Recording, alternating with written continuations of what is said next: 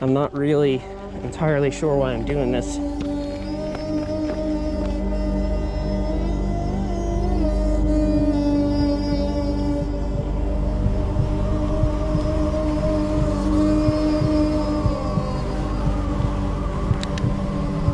Behind the lens of a GoPro, smushed into 2 dimensions, the white line looks serviceable.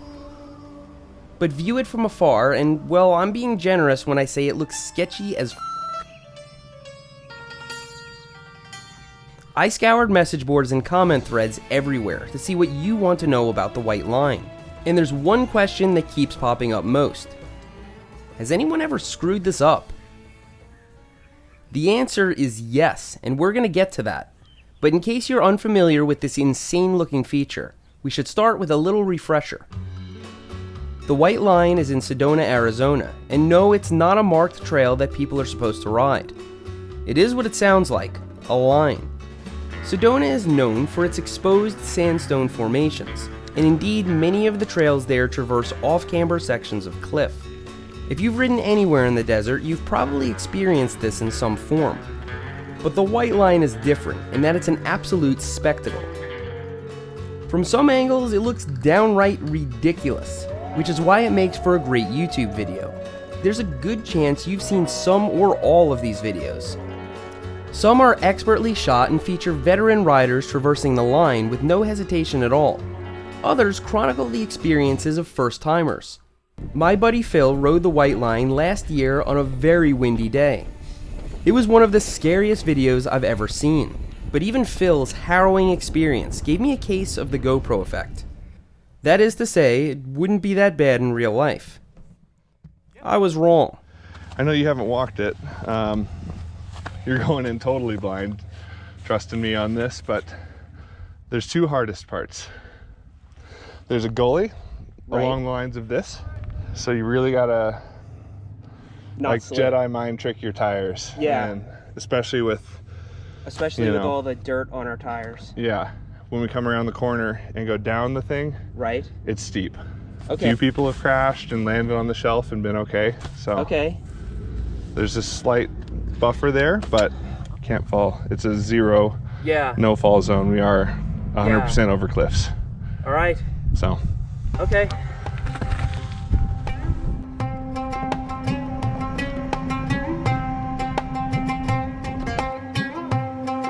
My tires were dirty, and I didn't realize how much skill and concentration it would actually take to traverse the off-camber section. Your tire pressure needs to be dialed. There are also creases in the rock, which just multiply the sketch factor by 1,000. It's slipping. It's slipping. I don't know if I'm going to clean this today.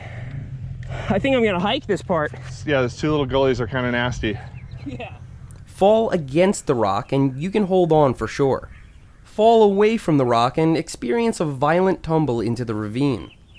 I've never been afraid of heights, but unlike standing at the edge of a building, this was a little more engaging. And this sketchy off-camber section is just an appetizer. The real moment of truth comes when you're faced with this 180-degree turn at the end.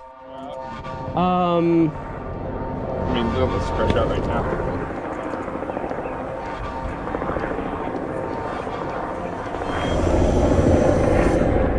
I mean, no, I'm not going to do it. I'm not going to do it because if I go over that, I'm dead. It's not worth it for video for me. Yeah. No. And you know, it's if you'd come in with no slips and feeling good, that's different. No, I was slipping the entire way. Yeah. I'm now the most experienced I've ever been on a bike, so I'm keenly aware that things can and do go wrong. Overcook this rock roll and die. Go over the bars and likely die. Lose traction and experience a high likelihood of die. Watching from below us on Chicken Point was an audience of tourists in pink Jeeps, whose guides had stopped to treat them to the rare sight of people actually being up here. Faced with stage fright and a terrifying cliff, I decided it would be better to just watch Eric do it and live to ride another day.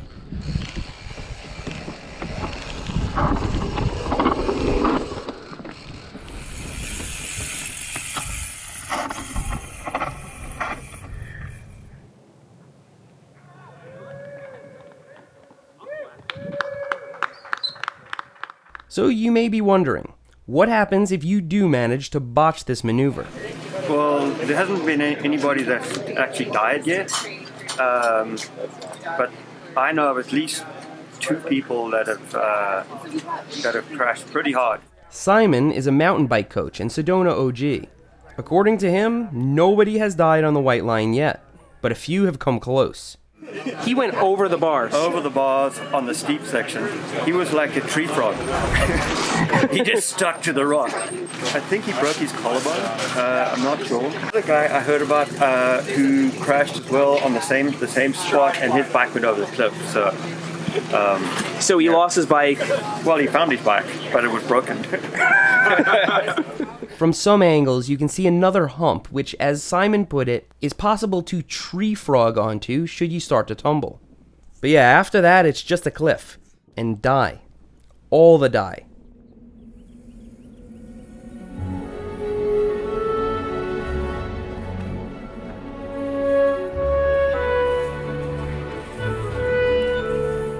I'd love to say that walking away from this maneuver was a sign of growth and maturity on my part.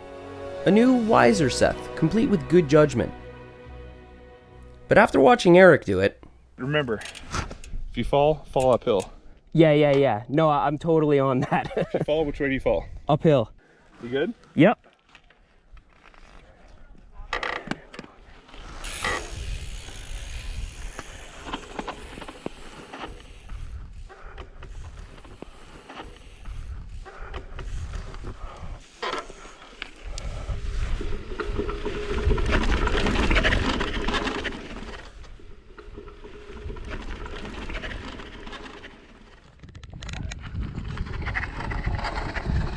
Yeah. That was awesome. That had plenty of grip. Woo!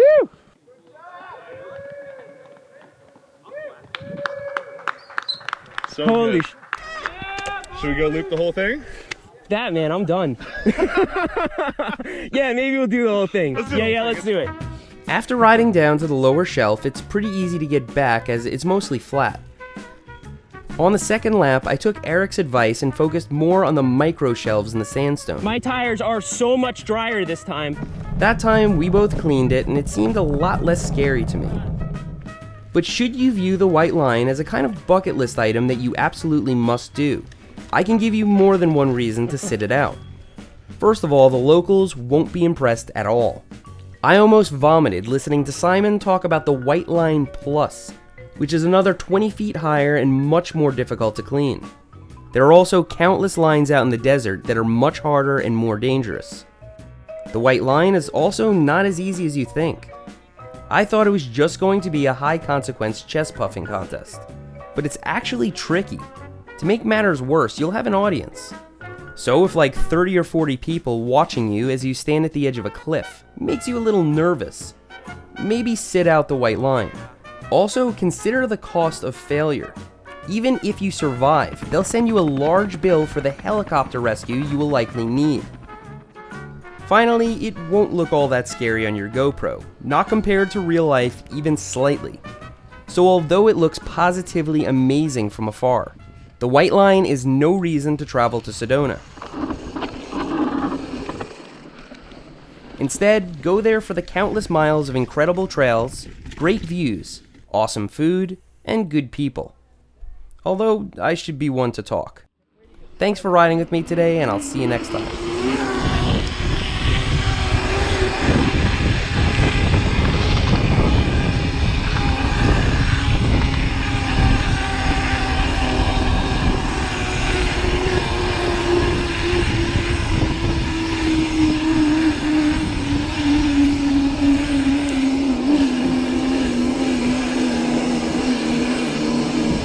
Try, like, if I could lick your tire while you're not. No! Yes! Do it! Yes! No. Oh my god, that was awesome. Well, never done that before. No, that was a first.